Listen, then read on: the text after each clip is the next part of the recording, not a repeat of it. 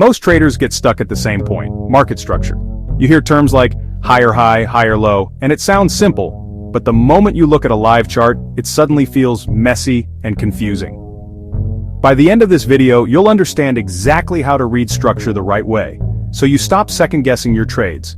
Market structure is simple. Is price trending up, trending down, or sideways? In an uptrend, you see higher highs and higher lows. In a downtrend, lower highs and lower lows. When neither side controls, the market ranges. Don't overcomplicate it with too many lines or indicators. Here's where traders get stuck. Price doesn't move straight. It pushes, pulls back, fakes out. Beginners ask, is this the new high? Is that noise? The mistake is labeling every swing. Focus on major swings that clearly stand out. Think of zooming out on a map. Focus on main highways, not every street. Here's the simple rule. The trend is valid until a major swing is broken. In an uptrend, structure stays bullish until a previous higher low gets broken. In a downtrend, structure stays bearish until a previous lower high gets broken. Everything in between, tiny pullbacks, spikes, they're just noise.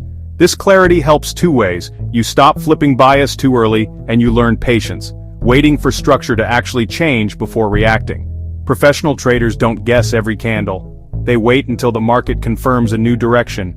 Next time you feel confused, don't get lost in every swing. Zoom out, mark major highs and lows, and ask, has structure really changed yet? Master this simple habit and stop second-guessing your trades. Drop a comment. Do you struggle more with spotting highs and lows, or knowing when trends actually change?